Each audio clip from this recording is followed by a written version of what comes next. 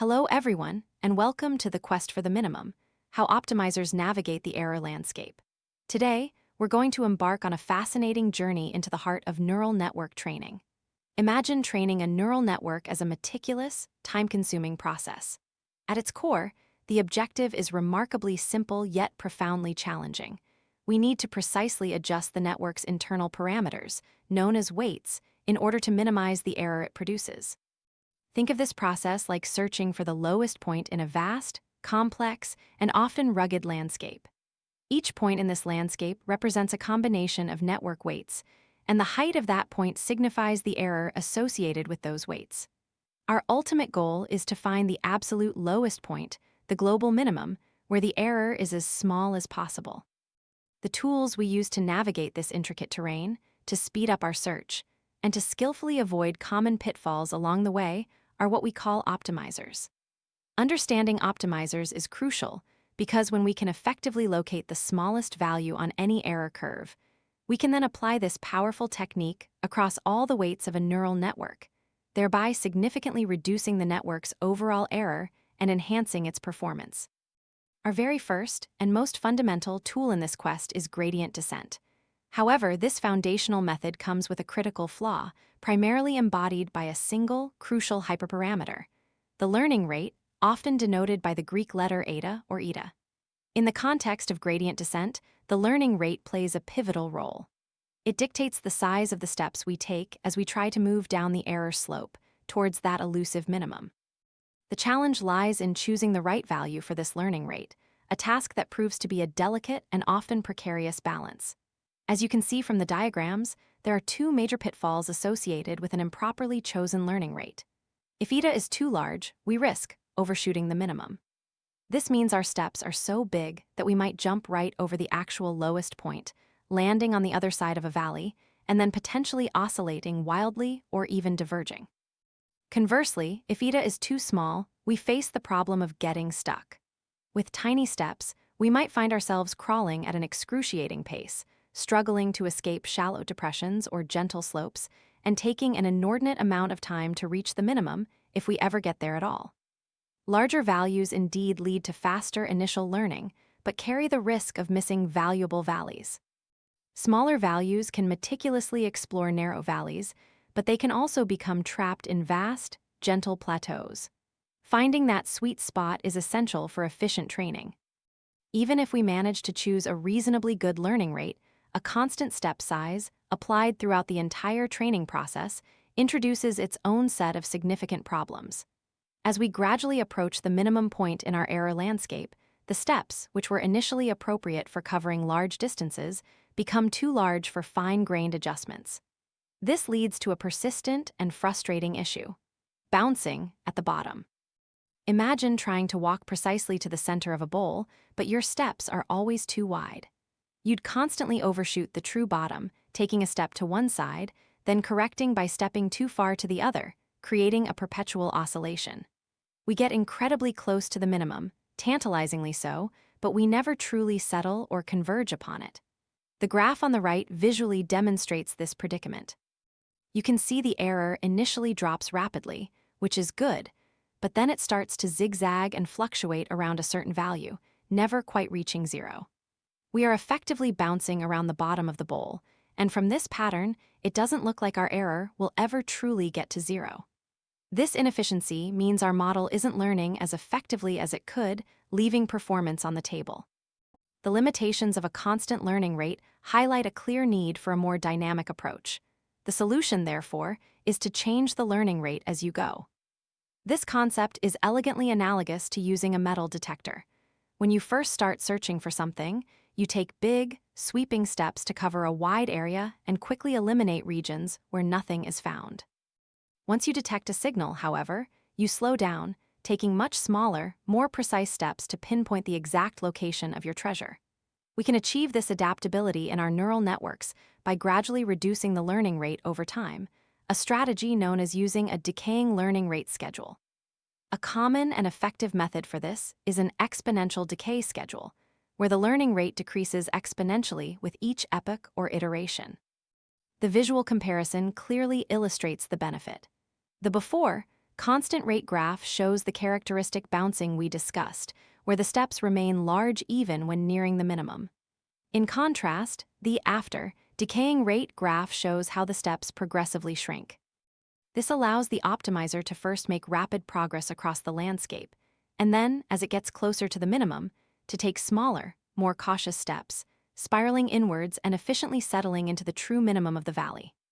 While there are various decay schedules, such as exponential, interval-based, or error-based, they do introduce new hyperparameters that require tuning, adding another layer of complexity to the optimization process, but ultimately leading to better convergence. Beyond the learning rate itself, another crucial aspect of optimization revolves around the data dilemma. How often should we update our weights? The frequency of these weight updates profoundly alters the entire training process, impacting speed, stability, and memory usage. There are three primary strategies that machine learning practitioners employ. The first is batch gradient descent. In this approach, we update the network's weights only once per epoch, and crucially, only after evaluating all the samples in the entire training dataset. This method typically results in a very smooth convergence path to the minimum, as the gradient is calculated based on the true average across all data. However, it can be extremely slow, especially with very large datasets, and is highly memory-intensive because all data must be held in memory to calculate the full gradient. It's often referred to as an offline algorithm. At the other end of the spectrum is stochastic gradient descent, or SGD. With SGD, we update the weights after every single sample. This makes it incredibly fast and memory efficient, as only one sample is processed at a time. The downside is that the updates are very noisy and unpredictable, leading to a much more erratic error curve, which can make it challenging to converge stably. SGD is an online algorithm. A third strategy, and arguably the most practical and widely adopted, is mini-batch gradient descent. This approach strikes a compromise between the two extremes. Here, we update the weights after processing a small batch of samples, typically ranging from 32 to 256. This method balances speed with stability and is highly efficient for GPU processing. It has become the industry standard for training deep neural networks due to its optimal balance of these factors. When we put these three strategies to the test, mini-batch SGD emerges as the practical choice. We performed an experiment on a common two-class classification problem, often referred to as the two moons dataset, to clearly highlight the trade-offs in practice. Looking at the first graph, batch GD, smooth but slow, you can observe a very smooth, monotonic decrease in error. While aesthetically pleasing, this method required approximately 20,000 epochs to reach zero error, making it impractically slow for large datasets. Next, consider SGD, fast but noisy.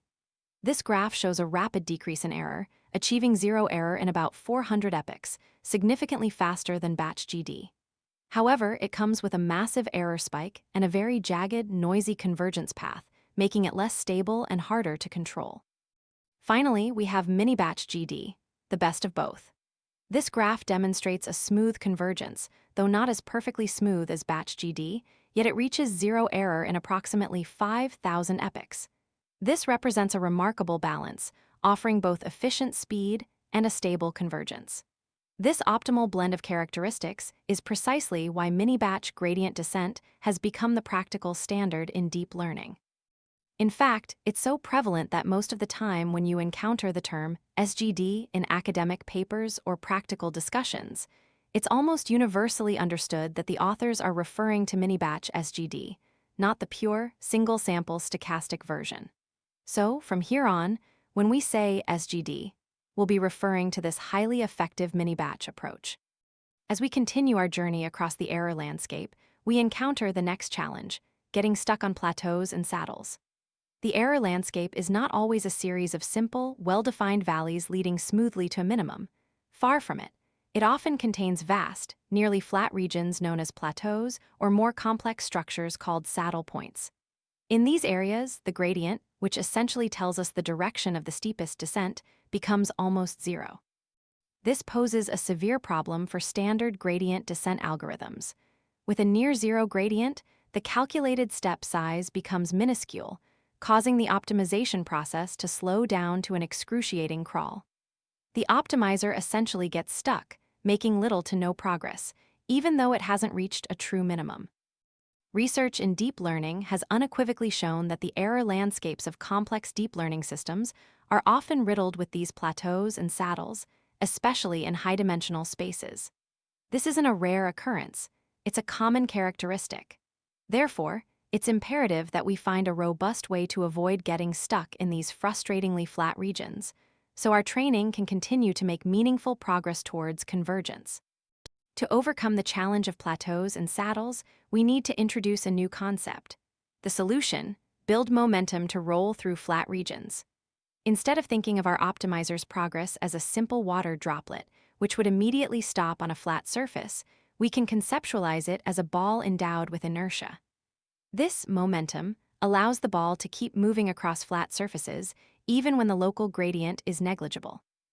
In our algorithm, we achieve this by incorporating a fraction, typically denoted by gamma gamma, of the previous weight update into the current weight update. Let's look at the algorithm diagram to understand this. At point B, our current position, we calculate the current gradient, edg, which tells us the direction of steepest descent. Simultaneously, we consider the previous update, gamma, which represents the momentum from the last step.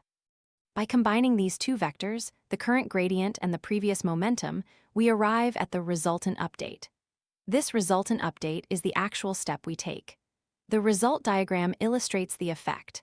As the blue ball, representing our optimizer, approaches a flat plateau, the gradient might become very small. However, because it carries momentum from previous, steeper descents, it doesn't stop. It uses that prior motion to push itself along, effectively rolling through the flat region and continuing its descent once it reaches a new slope. So, if the change on a given step is 0 or nearly 0, but we had a larger change on the last step, we leverage some of that prior motion now, which pushes us along and helps us efficiently traverse over those challenging plateaus. Building upon the idea of momentum, we can make it even smarter with Nesterov's look-ahead trick, leading to Nesterov accelerated gradient, or NAG. NAG offers a significant improvement over standard momentum. The key insight of Nesterov's approach is to avoid calculating the gradient at our current position. Instead, we first make a prediction of where our momentum will likely take us in the next step. Imagine our ball with momentum. It's already heading in a certain direction. NAG uses this momentum to project us to a predicted position P. Only then, at this future point P, do we calculate the gradient. This future gradient is then used to correct our course, rather than using the gradient from our current, potentially less informed position. Let's break this down with the diagram. From our current position B, we first use momentum gamma to predict our next point P. Then, at P, we calculate gradient G. This gradient is often left-pointing, meaning it points back towards the minimum more effectively. Finally, we combine momentum and future gradient for final step to reach our final step. See, the key benefit of this look-ahead mechanism is that by anticipating where we'll be, we're able to use that left-pointing gradient to prevent excessive overshooting, particularly as we approach the bottom of a steep valley or a sharp minimum. This results in less oscillation and faster, more stable convergence. Empirically, NAG demonstrates this efficiency, often reaching zero error in approximately 425 epochs, significantly outperforming standard momentum, which might take around 600 epochs for the same task. It's a subtle but powerful enhancement. So far, our discussions about learning rates and momentum have assumed a crucial, yet often flawed, premise that every weight learns at the same rate. We've been applying a single, global learning rate and a single momentum parameter to update all the weights across the entire neural network. But let's pause and consider the implications. What if some features within our dataset are encountered very frequently during training, implying that their corresponding weights might only need small, incremental updates? Conversely, what if other features are quite rare or infrequent, meaning their associated weights might require larger, more significant updates to learn effectively? The diagram vividly illustrates this dilemma. We see a neural network where some connections, those representing infrequent features, might need large updates, while other connections corresponding to frequent features might only need small updates. Applying a uniform learning rate, denoted by eta, across all these diverse needs is inefficient and suboptimal. A learning rate that's appropriate for frequent features might be too small for infrequent ones, causing them to learn too slowly. Conversely, a rate suitable for infrequent features might cause overshooting and instability for frequently encountered ones. It would be incredibly beneficial, and indeed, far more effective, if we could individually tune our updates so that each weight in the network is learning at a rate that is optimally suited for its specific context and history.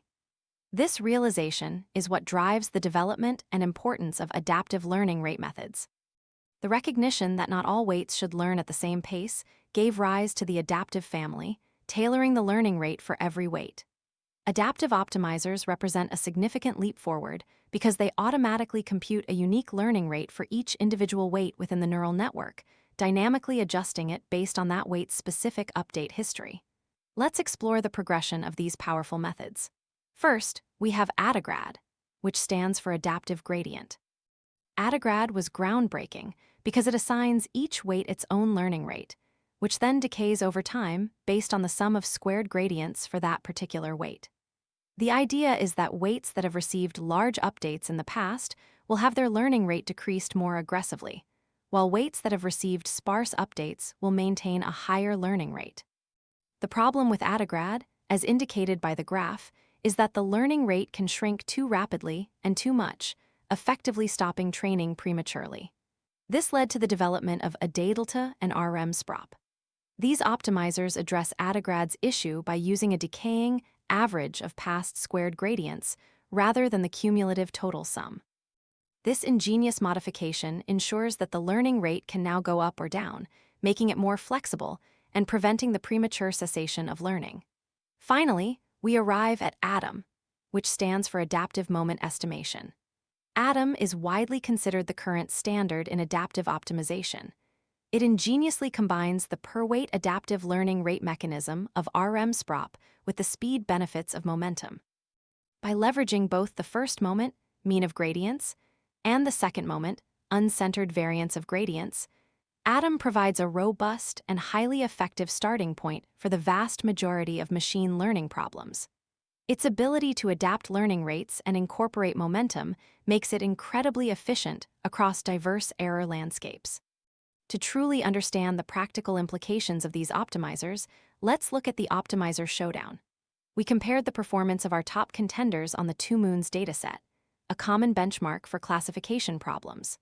Specifically, we pitted mini-batch SGD with Nesterov momentum against the three main adaptive algorithms, ADAGRAD, ADADLTA, and ADAM. The error over time on 2Moons dataset graph clearly visualizes their convergence paths. You can see that ADAGRAD's error decreases slowly and eventually plateaus at a higher error value compared to the others. ADADLTA performs better than ADAGRAD, showing a more significant drop in error, but still slower than ADAM or SGD with Nesterov. ADAM demonstrates a very strong performance, with a rapid decrease in error and a smooth convergence towards the minimum. However, the clear winner in this particular simple test case is SGD plus Nesterov. Its error curve drops incredibly fast and settles at the minimum with impressive speed. This leads to our key analysis. In this straightforward test case, mini-batch SGD with Nesterov momentum is the undeniable clear winner, exhibiting the fastest and most stable convergence. ADAM comes in a very close second, proving its robust capabilities. It's important to note, though, that in more complicated situations, which are common in real-world deep learning tasks, the adaptive algorithms like ADAM often perform better and are generally considered a more robust and reliable default choice due. The simplicity of the 2Moons dataset allows SGD plus Nesterov to shine, but ADAM's adaptability makes it a stronger contender in more complex, high-dimensional scenarios. After exploring so many different optimization techniques, a natural question arises: why are there so many optimizers? The answer lies in a fundamental principle in machine learning known as the no free lunch theorem. This theorem mathematically proves that no single optimization algorithm can be the best performer for all possible problems across all possible error landscapes. It states that an optimizer that excels on one type of error landscape may struggle or perform poorly on another. To illustrate this, consider the smooth valley landscape depicted on the left. In this scenario, an optimizer like ADAM typically performs exceptionally well, often taking the first place. Its adaptive learning rates and momentum can efficiently navigate such smooth, well-behaved curves. However, if we move to a sharp ravine landscape, as shown on the right, the situation changes dramatically. Here, SGD plus momentum often emerges as the first-place performer.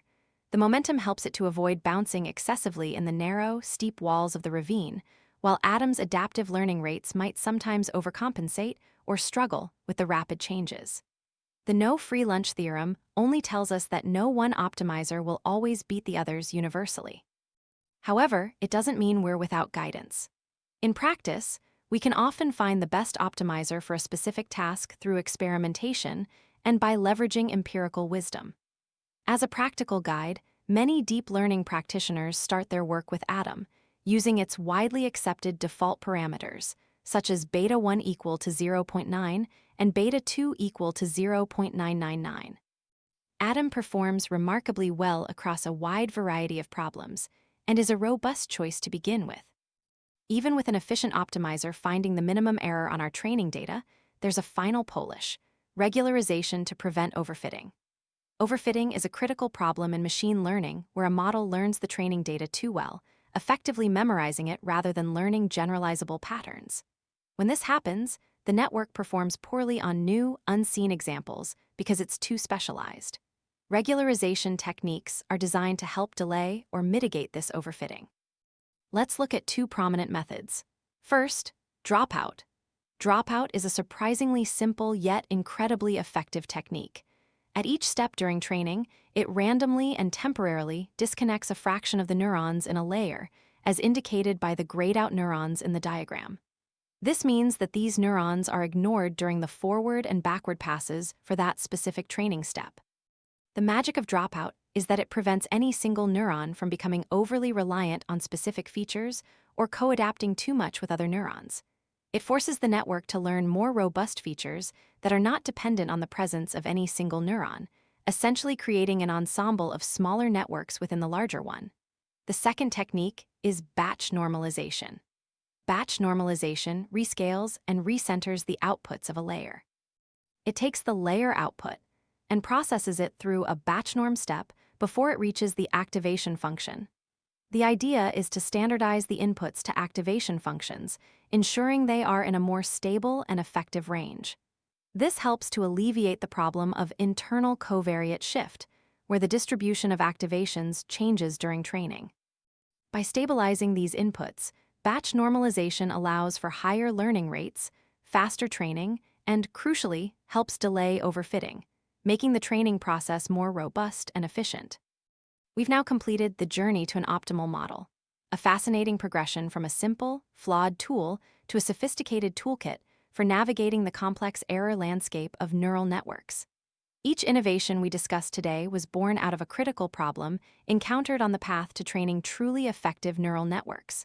We started with basic gradient descent, which revealed the fundamental issue of wrong step size, leading us to the crucial concept of decaying learning rate. Then, we addressed the data inefficiency of full batch gradient descent by introducing mini-batch SGD. As we delved deeper, we confronted the challenge of plateaus and saddles, which necessitated the development of momentum and Nesterov's look-ahead trick to propel us through flat regions. The recognition of one-size-fits-all updates as a limitation led us to the power of adaptive rates, with Atom emerging as a robust solution. Finally, as our models became more powerful, we faced the specter of overfitting, which we learned to combat with essential regularization techniques like dropout and batch normalization. This continuous progression of ideas, each building upon the last, has cumulatively given us the immense power to efficiently and effectively train the deep and complex neural networks that are now solving some of today's most challenging problems across countless domains. It's a testament to the ingenuity and iterative nature of advancement in machine learning.